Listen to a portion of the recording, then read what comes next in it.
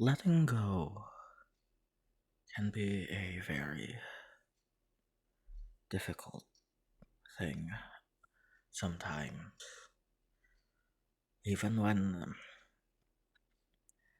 even when we know that it's what we have to do, even when we know that it's the best option we have, there is that difficulty, that pain that comes from letting go. To lose that familiarity, to lose a part of your life,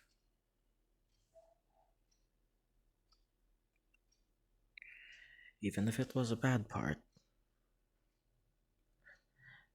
much more so when it's a good part.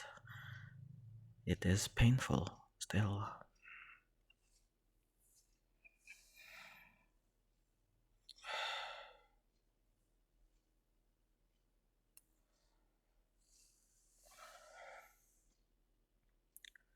When you are forced to choose between the things you love, one to keep, the others to store away for another time, it is painful. It is a difficult decision, one that should not be taken lightly.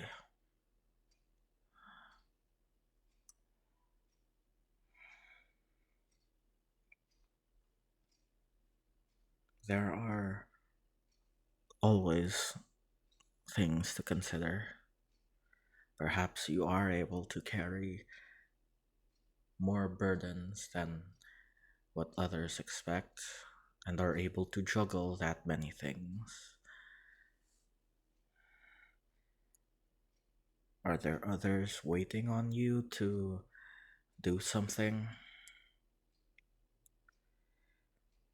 Are you holding other people back by being preoccupied with other things?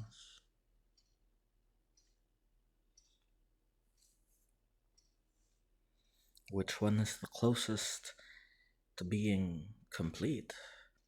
Which one offers you the most fulfillment? Which one will help you in the future the most?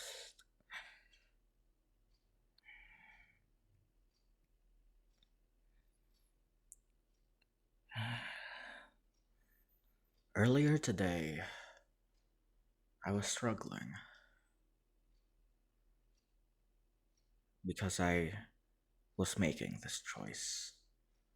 After talking to a friend, they told me something that deep down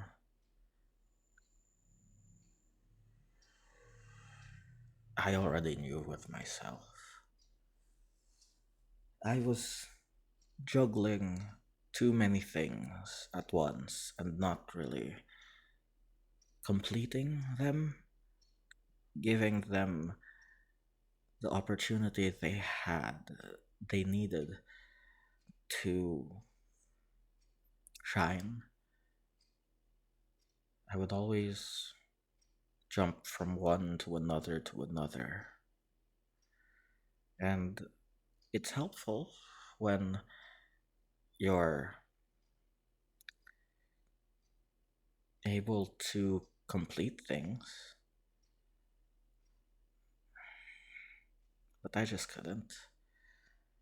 And sometimes it was my fault, sometimes it was luck, external factors, other people.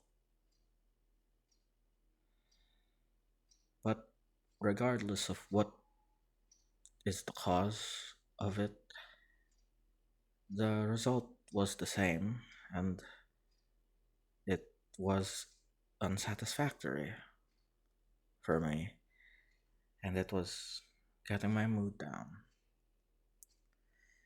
So I was left with a choice.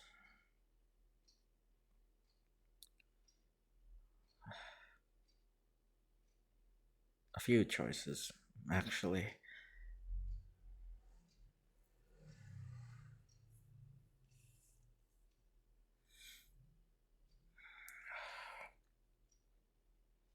And I had to pick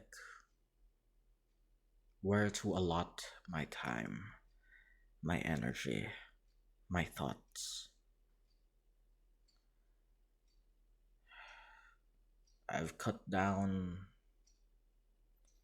let's see, one, two, three, four, five, six, seven,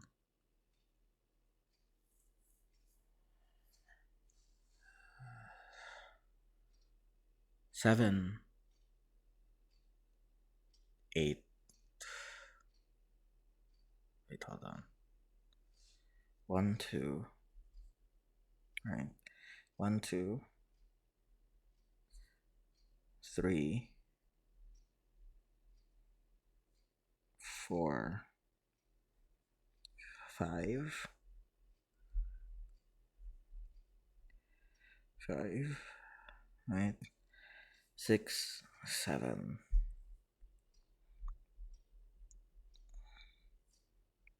eight, and nine.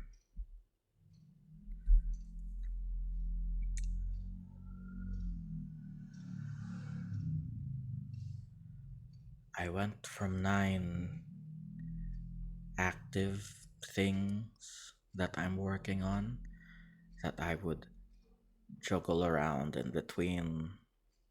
Actually,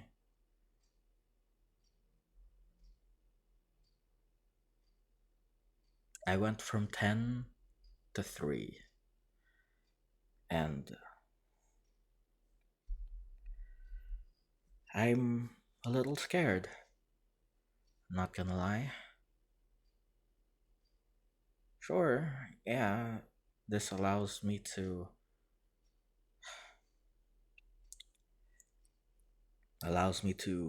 focus on what commitments I've kept, but I'm worried that I would forget them, you know, the other stuff. I have a list of things that I want to do, and the other stuff is there. So,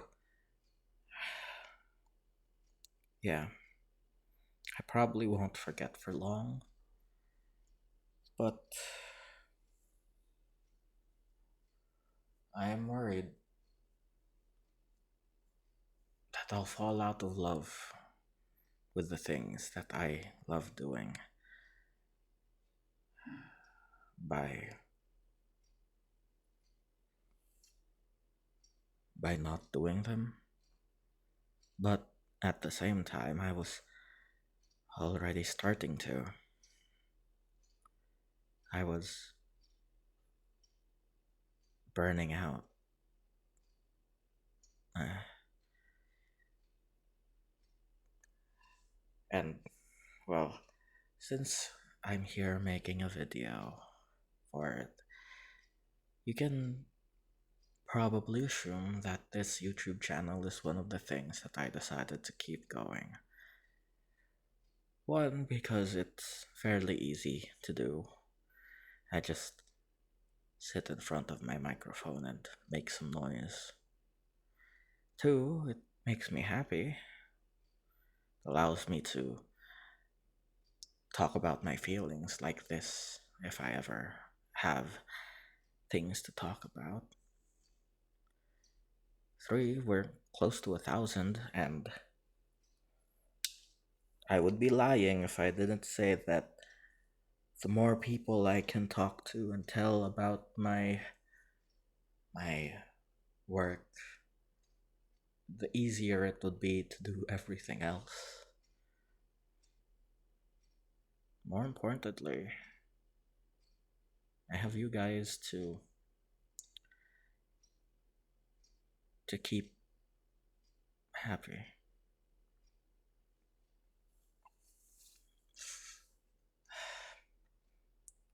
I find it difficult to be happy with myself, to be motivated on my own. I'm just that kind of person, and it's not a good thing.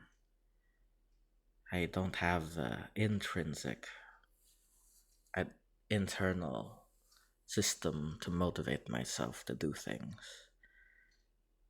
which is why external motivation is pretty much all I can go off of, and number go up on YouTube is quite a good motivator. But it's also I just want to tell my stories,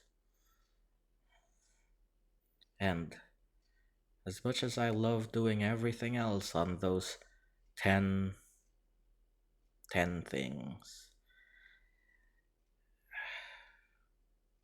nobody really sees them, at least not immediately. They're just documents on my folders, and obviously no one can see them unless I post them. But they're not ready yet. And that means I don't have that feedback, that external motivation to keep me going.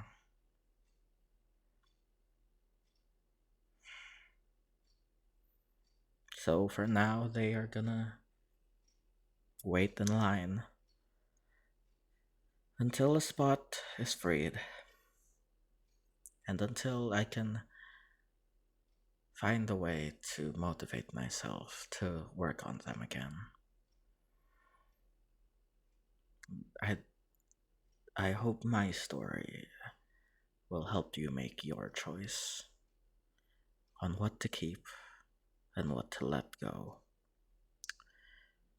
Like and subscribe. I'll see you guys when I see you guys. Take care.